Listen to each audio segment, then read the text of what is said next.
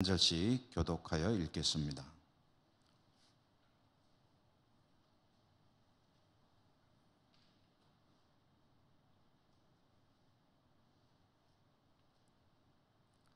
또 자기를 의롭다고 믿고 다른 사람을 멸시하는 자들에게 이 비유로 말씀하시되, 두 사람이 기도하러 성전에 올라가니 하나는 바리새인이요 하나는 세리라. 바리새인은 서서 따로 기도하여 이르되, 하나님이여, 나는 다른 사람들 곧 토색, 불의, 간음을 하는 자들과 같지 아니하고 이 세리와도 같지 아니함을 감사하나이다.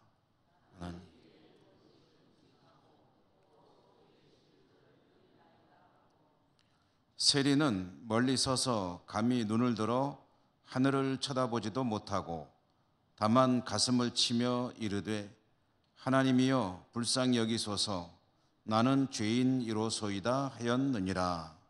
내가 너에게 이르노니 이에 저 바리새인이 아니고 이 사람이 의롭다 하심을 받고 그의 집으로 내려갔느니라.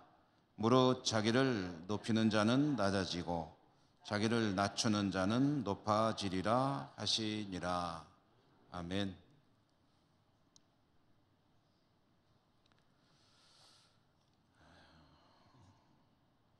주님 은혜가 풍성하시기를 기원합니다.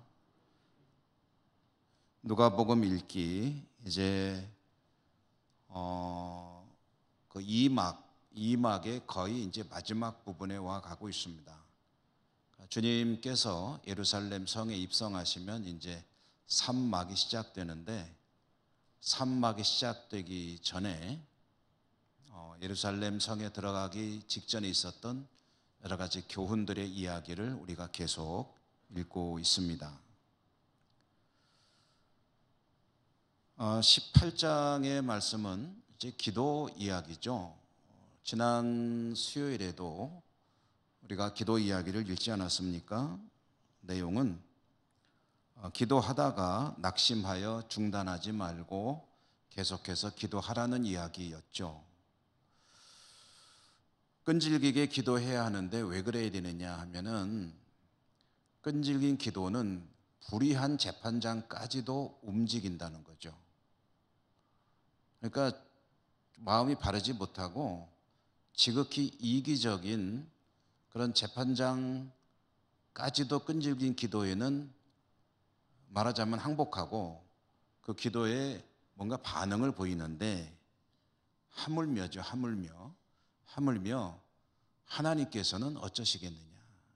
기도하라고 말씀하셨고 기도할 때 내가 어떻게 하리라고 약속하신 하나님은 끈질기게 기도할 때, 낙심하여 포기하지 않고 기도할 때 반드시 그 기도에 응답하여 주신다라는 말씀이었죠. 끝에 가서 이제 그 이야기가 조금 우리의 마음을 쿡 찔렀습니다. 다만 내가 다시 오게 되면 그렇게 믿음으로 기도하는 사람을 볼 수 있을래나 모르겠다 라는 말씀은, 그런 사람이 없다는 뜻이 아니고 그런 사람들을 많이 볼 수 있기를 원한다 하는 그런 주님의 마음이 담겨 있는 말씀이죠. 그리고 이어지는 오늘 이야기는 바리새인과 세리의 기도라고 우리가 흔히 알고 있는 그런 말씀입니다.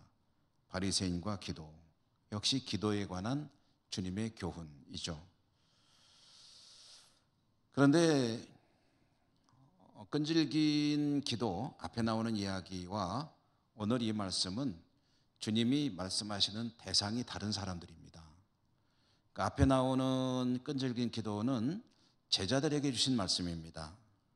제자들, 말하자면 주님을 잘 믿고 따르고 주님의 일에 헌신하고 그리고 어찌됐든 주님의 사명을 감당해야 될 사람들, 이 사람들에게는 낙심하지 않고 기도해야 된다라는 말씀을 주셨습니다. 그러니까 이제 이 말씀을 뒤집어 보면 낙심할 상황이 있을 거라는 것을 예측할 수가 있죠. 신앙생활을 하는데 또 주를 위해 사도로서 헌신하는데 얼마나 많은 시련이 있을 것인가, 얼마나 많은 어려움이 있을 것인가, 그럴 때 하나님께 기도할 텐데, 기도해서 어떤 때는 즉시 하나님께서 문제를 풀어주실 때도 있겠지만, 기도 오랫동안 열심히 했는데 아무런 반응이 없이 그저 침묵만 계속될 때 사람은 낙심하기 쉽죠. 여러분 그렇지 않습니까? 오랫동안 같은 기도 제목 가지고 기도했는데 하나님이 기도를 들으시는지도 잘 모르겠어. 왜? 아무런 반응이 없으니까. 그럴 때는 쉽사리 낙심하게 되는 게 그게 사람이죠. 연약하니까. 그러므로 제자들에게 주신 이 말씀은 너희들이 앞으로 나를 따라 믿음으로 살아가려 할 때에 수많은 시련과 위기와 고비들이 있을 터인데 그러면 기도할 거 아니냐. 근데 기도하는 대로 즉시 응답이 되면 참 좋겠지만 그렇지 않을 때가 훨씬 더 많을 것이다. 그럼 낙심하지 말고 그래도 계속 기도해야 된다. 그게 바로 믿음으로 드리는 기도다. 그리고 그렇게 기도하면 하나님이 반드시 응답 역사하신다. 이게 기도의 교훈 첫 번째 주신 이야기였죠. 그럼 오늘 주시는 바리새인과 세리의 기도 이야기는 누구에게 주시는 말씀이냐 하면은요, 오늘 말씀이 시작되는 단락이죠. 9절 말씀에 보면은 9절에 보면 자기를 의롭다고 믿고 다른 사람을 멸시하는 자들에게 이 비유로 말씀하시되 했습니다. 그러니까 이 이야기를 듣는 사람이, 들어야 될 사람들이 누구냐? 말하자면 주님이 누구 쳐다보고 얘기하는 거냐 하면은 자기 자신을 의롭다고 믿고 있습니다. 다른 사람들을 멸시하고 있습니다. 그런 사람들에게 하시는 말씀인데, 그런 사람들이 대표 선수가 누굽니까? 바리새인들이죠.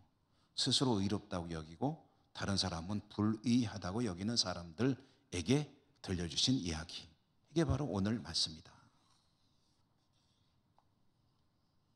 우리하고 상관없는 얘기죠. 건너뛸까요?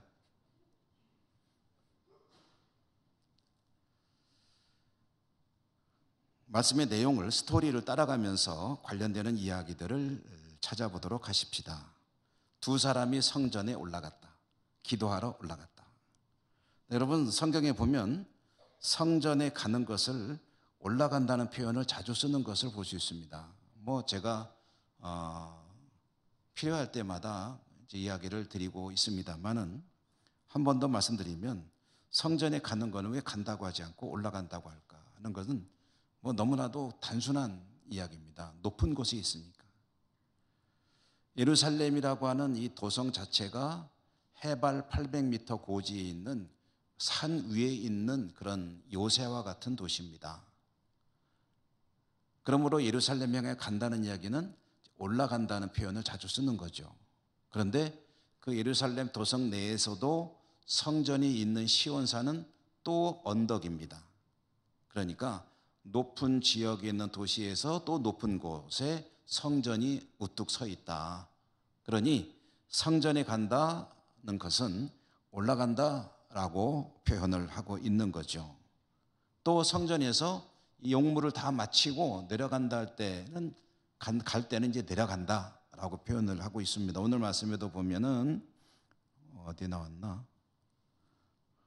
14절에 그의 집으로 내려갔느니라. 내려갔다. 성전에서 집으로 갈 때는 내려간다. 이렇게 이야기를 하는 겁니다. 두 사람이 성전으로 기도하러 갔는데, 성전은 유대인들에게 있어서는 모든 것의 중심입니다.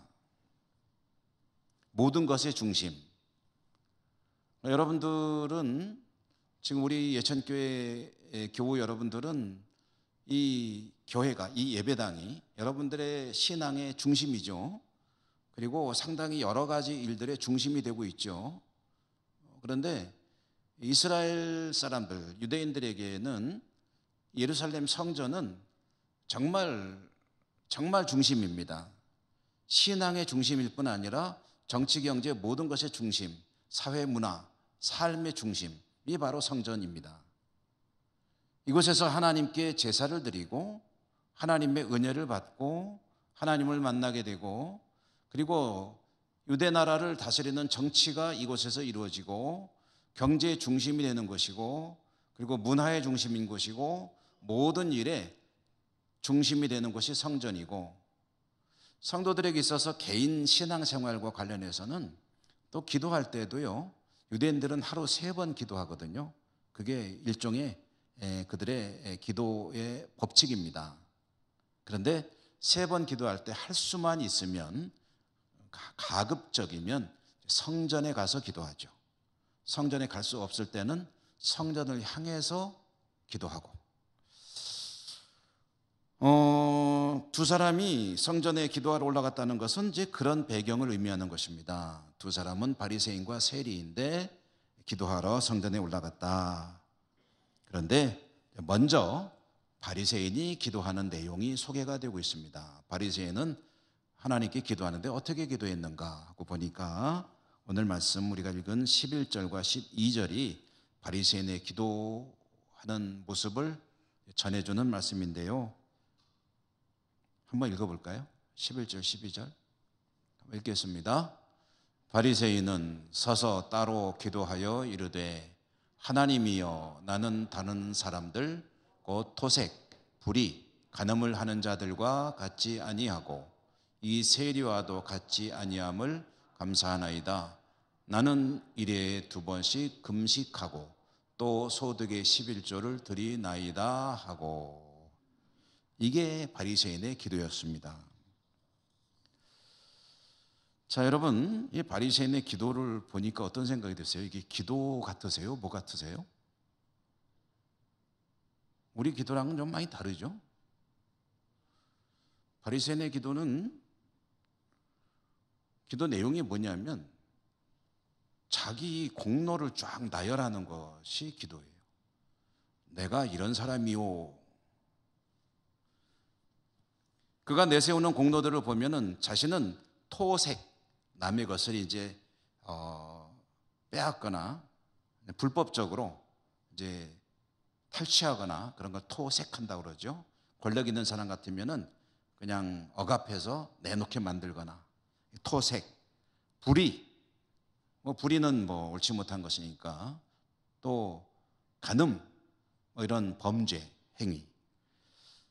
자신은 이런 거 절대 안 하는 사람이다. 말하자면 이런 범죄와는 거리가 먼 사람이다 라는 것이고요.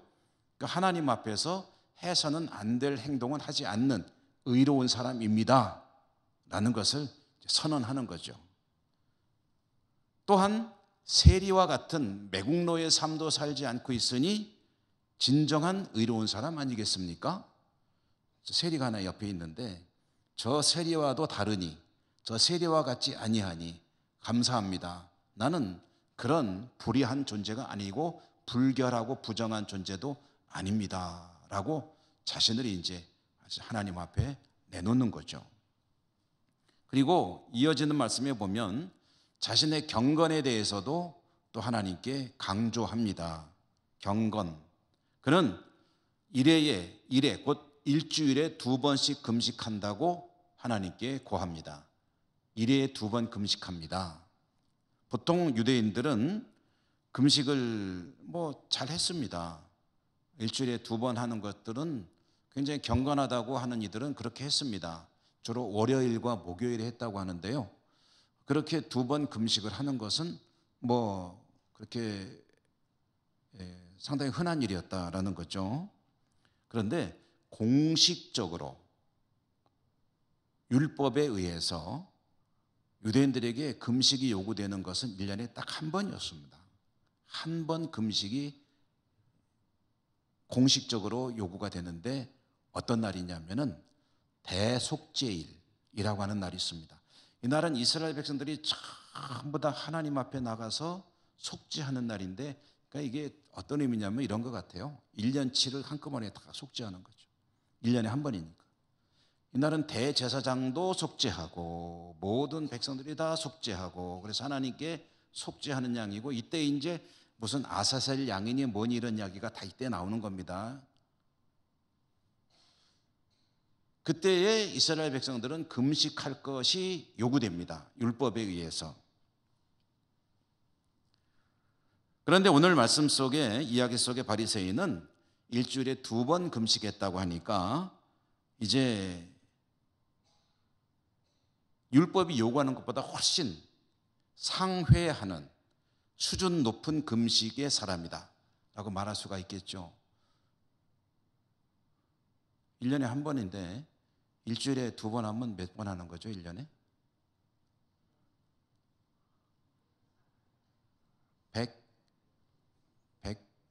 104번, 그죠? 1년에 52주니까 일주일에 2번이니까 한 번만 할 거를 104번 하니까 104배의 경건한 사람.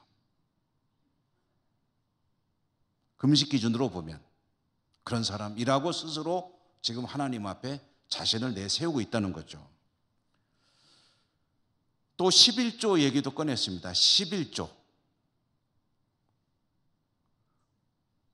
하나님의 백성들은 율법에 의해서 11조를 하게 되어 있습니다. 나는 11조도 확실하게 합니다. 이렇게 얘기를 하는데 오늘 또 이 말씀 속에 보면 소득의 11조를 드린다고 했는데요. 이 소득의 11조라는 이 말을 좀 의미를 정확하게 해석해 보면 어떤 뜻이냐면 나는 내게 발생되는 모든 수입의 10분의 1, 11조를 하나님께 드립니다 라고 이야기하고 있는 겁니다. 좀 우리말로 하면 아무튼 뭐든지 생기기만 하면 다 드립니다. 11조 라는 이야기예요. 그러니까 소득의 11조, 그러니까 율법에 나와 있는 거는 토지 소산의 11조를 드리라고 했거든요. 그러니까 이 두 개를 비교해 보면 어떻게 다른 것 같아요? 어떻습니까? 여러분 느낌에. 율법에는 토지 소산의 11조를 드리라고 했는데 나는 뭐든지 생기기만 하면 11조 다 드립니다 라고 말하면 어떤 쪽이 더 많이 드리는 것 같아요?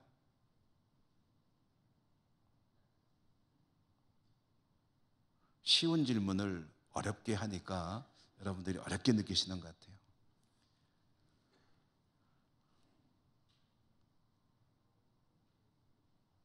간혹 11조를 드리는데 우리 성도님들 고민하시는 분들 계시죠? 예를 들어서 월급 생활하시는 분들. 왜냐? 저한테 상담을 하신 분들이 몇 분 계셨었거든요. 지금까지 목회하는 동안에. 새해 전에 11조에 돼요. 새해 후에 11조에 돼요. 혹시 여러분에게 누가 물어보시면 어떻게 하실 겁니까? 새해 전이 맞아요? 새해 후가 맞아요? 새해 후요? 새해 전이요? 저의 대답은 믿음대로 하시랍니다.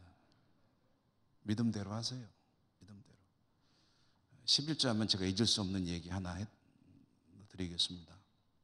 우리 교회에서도 저번에 언젠가 한번 얘기는 했을 것 같아요. 제가 우리 교회 부임하기 전에 경기도 안산에서 부목사로 목회할 때 이제 교구를 신방을 하다 보면 이제 이런저런 이야기들을 많이 듣게 되는데 한 집사님이 학원을 경영했어요. 시사영어 학원. 규모가 꽤 컸습니다. 돈도 많이 벌었습니다. 남편 되시는 분은 고등학교 선생님이셨습니다. 부부가 다 자기가 돈을 벌어서 사는 분들. 근데 부인이 수입이 훨씬 많죠. 근데 부인이 남편하고 자주 다투는 문제 중에 하나가 11조 문제. 부인은 하나님께 11조를 드리는데 우리 학원에서 올리는 매출의 11조를 드리겠다. 남편은 그거는 아니다. 학원에서 매출이 나오면 거기서 강사들 월급도 제해야 되고 학원 관리비, 건물 임대료, 그다음에 이런저런 비용 다 빼고 그 남는 게 당신 소득 아니냐. 그러면은 그 소득의 11조를 드리면 되는 거야. 부인은 아니야. 나는 매출의 11조를 드릴 거야. 속에는 이런 뜻들을 했죠. 네 돈이냐 내 돈이지. 그 두 분이 그것 때문에 자주 싸웠는데 제가 신방을 갔잖아요. 대신방 하는 중에. 그래서 이제 그 집사님이 이제 기다렸던 것 같아요. 목사가 오기만 하면 물어봐야지 하고 이제 눈을 동그랗게 뜨고 저한테 목사님 뭐가 맞아요? 그러는 거예요.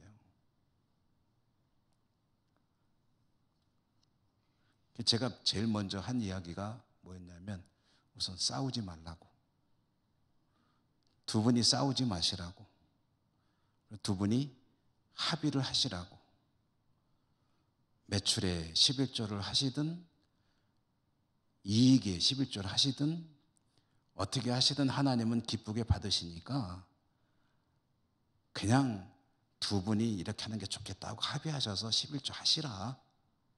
둘 다 맞는 것이고 어떤 것은 틀리고 한 것이 아니다. 결국 11조는 믿음으로 드리는 건데 매출로 드리는 게 옳다고 믿으면 당신 믿음대로 하시면 되는 거고요. 아니, 당연히 비용은 빼고 하는 게 맞다고 그러면 그 말이 맞는 거예요. 그렇게 얘기를 했더니 뭐 결판을 안 지어주고 이렇게 애매하게 대답하냐고. 그래서 내가 그랬지, 믿음대로 하시라니까요. 믿음대로. 여러분, 이 바리새인의 11조가요 성경에서 율법에서 원하는 것보다 사실은 범위가 넓습니다.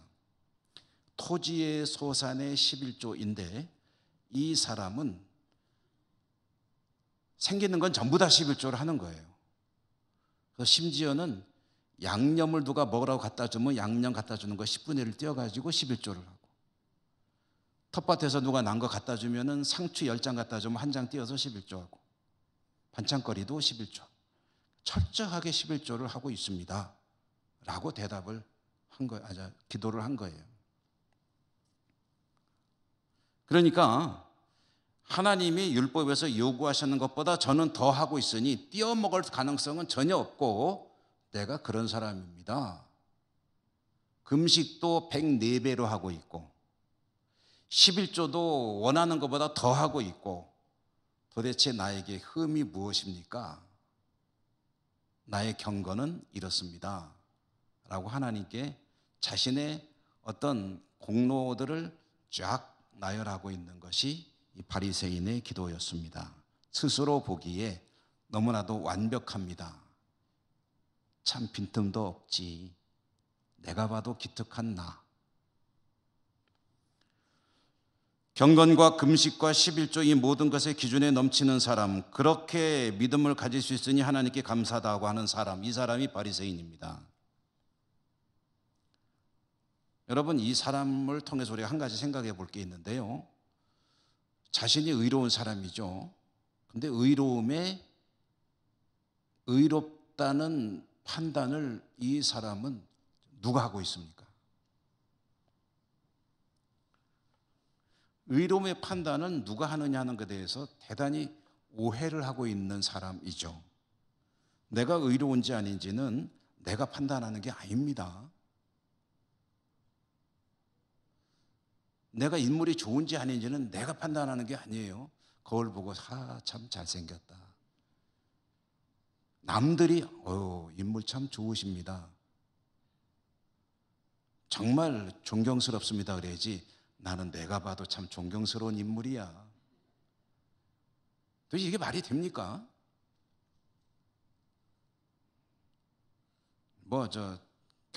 곁까지 이야기겠지만 모든 게 다 그래요. 제가 가끔 그런 얘기를 합니다만은 사랑하는 것도 그래요. 내가 너를 사랑해는 사랑하는 거 아니에요.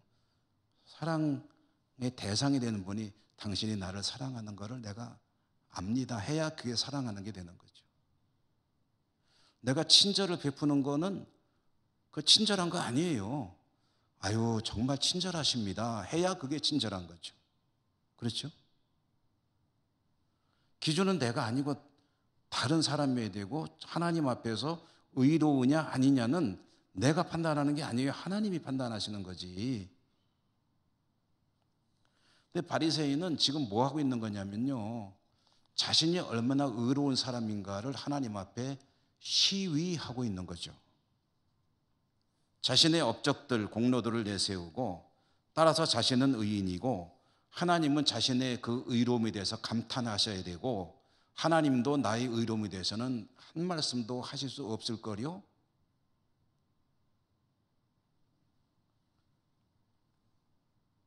뭐라고 말씀하시면은 기분 나쁘죠. 왜요? 내가 의인인데 하나님이 나보고 의인 아니라고? 도대체 무슨 근거로 그러시는 겁니까? 이런 자신감에 넘치는 것이 바리새인이다. 여러분, 이것만 우리가 확실하게 좀 알아도요, 우리의 하나님 앞에서 신앙의 모습은 많이 달라질 겁니다. 내 신앙이 좋으냐 나쁘냐, 내가 의인이냐 아니냐, 내가 경건하냐 아니냐, 원론적으로 말해서 내 신앙생활이 바르게 이루어지고 있느냐 아니냐, 그건 내가 판단하면 안 됩니다. 하나님께서 어떻게 보시는지를 늘 기억하셔야 합니다.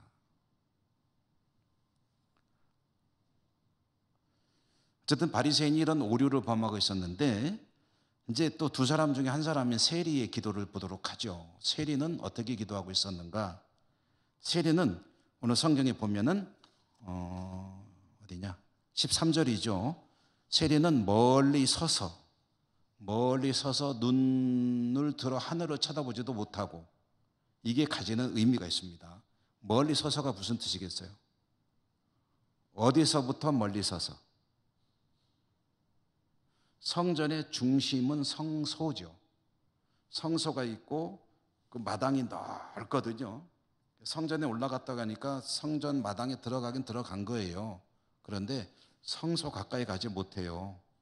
멀리 서서.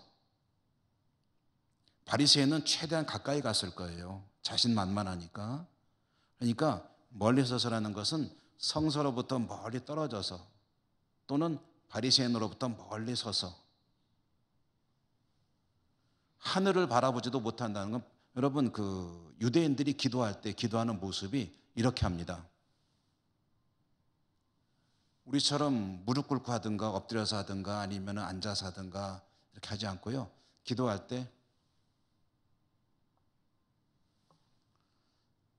예배 마치고 주기도송 할 때 이렇게 하는데 하지 말까 봐요, 이제. 이렇게 하는 거. 또 어디서 주로 하냐면 사람 많은 데서, 성전에서, 시장 어귀에서, 이런 데서 이러고서 기도하는데 소리를 내서 기도하는 거예요. 그런데 세리는 어떻게 했다고요? 멀리 서서 한쪽 구석에서 얼굴도 들지 못하고, 그리고 그가 한 행동이 뭐냐면 가슴을 친다. 오늘 몇 절이냐? 13절에 세리는 멀리 서서 감히 눈을 들어 하늘을 쳐다보지도 못하고 다만 가슴을 치며, 이 가슴을 치며라고 하니까 우리말 성경으로는 그 의미가 정확히 전달이 잘 안 돼요. 그런데 가슴을 친다는 게 뭐냐면요, 계속해서 두드리고 있다는 뜻이에요. 계속해서 반복의 의미입니다.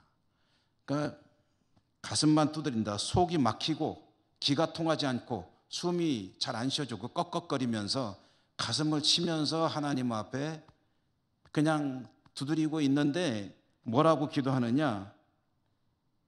하나님 불쌍히 여기소서, 나는 죄인입니다. 이 말만 반복하면서 가슴만 두드리고 있더라. 세리는.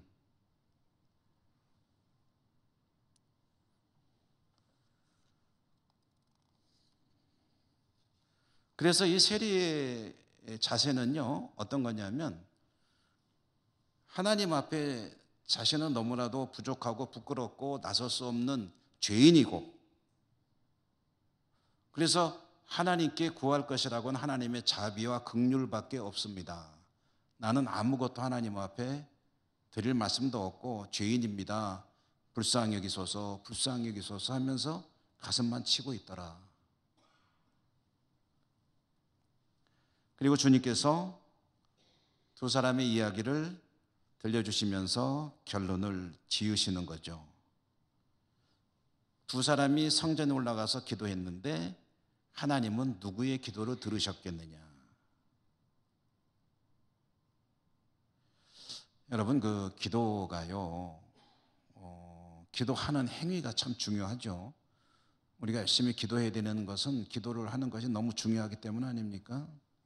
근데 사실 우리 입장에서 보면 기도하는 것이 중요한데 그 기도가 과연 하나님께서 들으시고 받으실 만한 기도냐 하는 것은 어쩌면은 기도하는 것보다 더 중요한 게 아닐까 싶어요. 그렇지 않습니까?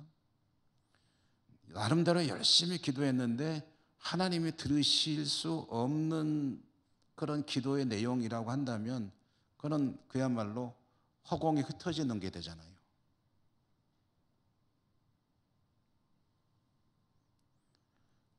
기도에 정말 중요한 것은 하나님이 그 기도를 들으시고 받으셔서 거기에 합당하게 역사하실 수 있는 기도이냐 아니면은 아이고 내가 좀 듣고 어떻게 좀 해주고 싶어도 그대로 해줄 수가 없구나.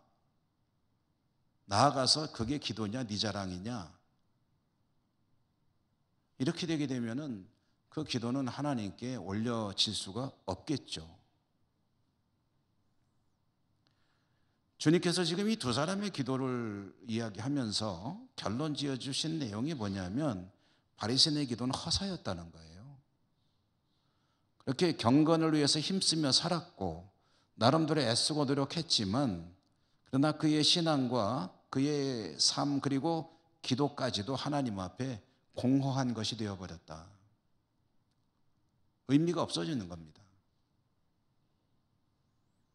반면에 세리의 가슴을 치는 기도는 하나님이 들으시고 오늘 말씀이 있죠. 14절에 보시면요. 내가 너희에게 이르노니 이에 저 바리새인이 아니고 이 사람이 의롭다 하심을 받고 그의 집으로 내려갔느니라. 의롭다 하심 받았다는 게 뭐죠? 너무나도 중요한 거 아닙니까? 하나님이 그를 옳게 여기셨다. 그와의 관계를 회복하셨다. 그가 하나님의 백성인 것으로 받아주셨다. 의롭다는 것은 관계가 올바르게 된다는 뜻이거든요. 믿음으로 의롭게 된다는 것은 여러분 그런 얘기입니다. 믿음을 가지고 주 예수 그리스도를 믿는 믿음을 가졌을 때 하나님과의 관계가 회복이 된다는 뜻이에요. 그게 의롭게 해주시는 겁니다. 하나님께서. 그래서 하나님과 관계가 바르게 되면 그러면 하나님의 자녀로서의 지위가 회복이 되는 거고 그게 바로 이제 천국의 삶이 시작되는 거죠. 어쨌든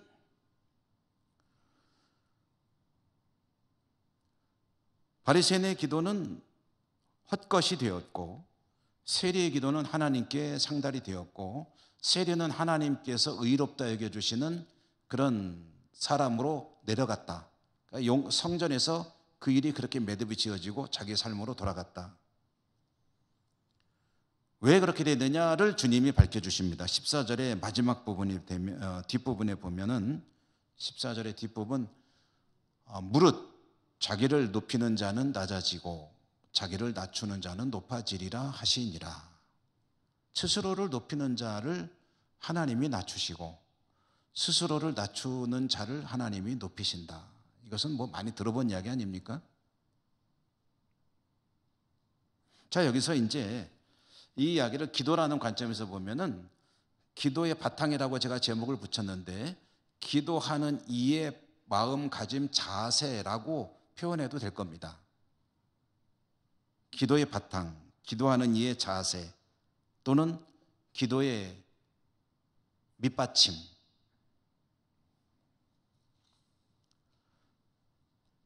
여러분 기도는 무엇에 근거해야 되는가 할 때 오직 하나님의 긍휼과 자비를 의지하는 것이어야 한다. 하나님 나를 불쌍히 여기십시오라는 것으로부터 하나님께 우리의 간구와 소원들을 아뢰고 하나님께서 나에게 은혜를 베푸셔야 제가 이제 말하자면 이제 살 수가 있다는 그런 의미에서의 긍휼과 자비를 구하는 것, 이것이 기도의 출발이라는 겁니다.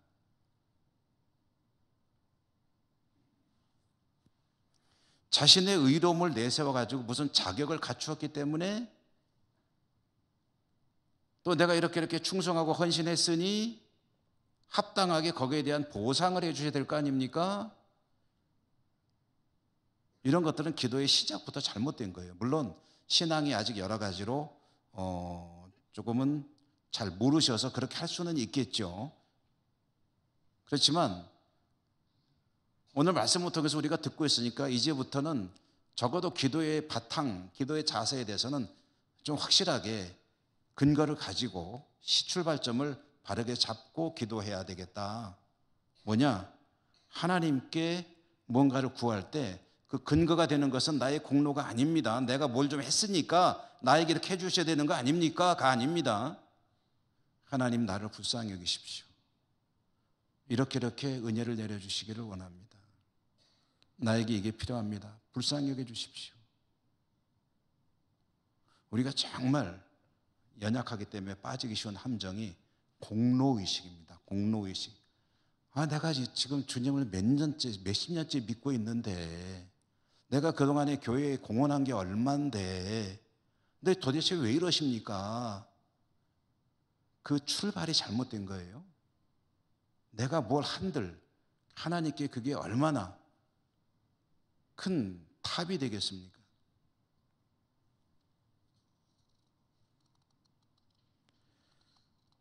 여러분들 긍휼과 자비를 하나님의 은혜를 구하시는 기도의 사람으로 사시기를 축복합니다.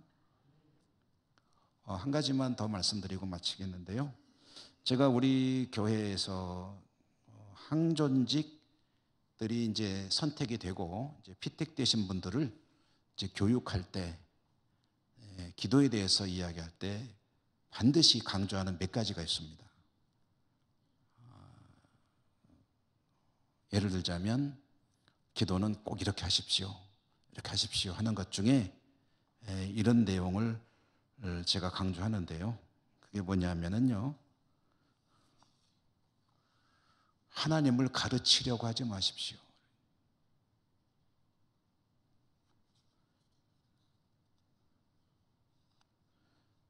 이게 오늘 말씀과 어떤 의미 연결이 되냐면요. 기도는 하나님의 긍휼과 자비의 근거에서 하나님의 은혜를 구하는 것이다 라고 하는데 기도를 너무 친절하게 하시는 분들이 가끔 계세요. 하나님께 상황을 설명을 다 해. 나라를 위해서 기도하는데 여러분 이렇게 기도하면 됩니다. 하나님 우리 나라를 우리 민족을 경제 위기 가운데 있는 전쟁 위기 가운데 있는 위험성 우리 나라를 불쌍히 여기시고 하나님께서 지켜주십시오 라고 하면 되는데 지금 우리나라는 여당과 야당이 정쟁을 일삼고 있고 그다음에 여차하고 있고 이렇게 되고 있고 어떤 사람들이 이렇게 하고 있고 어떤 사람들은 저렇게 하고 있고 이렇게 가다 보면 나라가 이렇게 될 수밖에 없고 그러니 하나님 이러면 되겠습니까? 하나님께 길까지 제시해 주는 그러니까 하나님 이렇게 해주세요. 여러분 하나님이 모르실까요? 물론 그 마음은 이해를 합니다. 안타까움에서 그렇게 기도하는 거죠. 그런데 하나님이 다 아십니다. 설마 나보다 모르실까? 역사에 대해서 나보다 모르실까? 우리나라의 정치, 경제, 사회, 문화에 대해서 나보다 모르실까?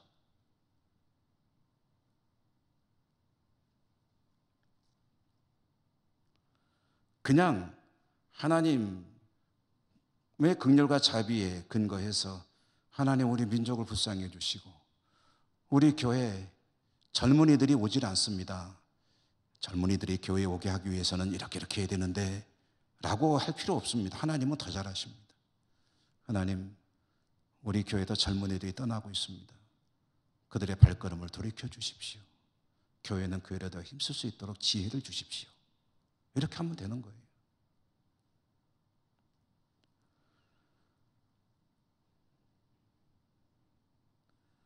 가끔 기도할 때 개인 기도할 때는 조금 다르겠지만 특별히 이제 공중 기도를 하실 때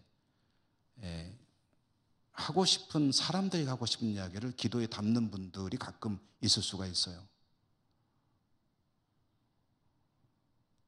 그런 기도는 개인 기도할 때는 하십시오. 그럼 괜찮습니다. 그렇지만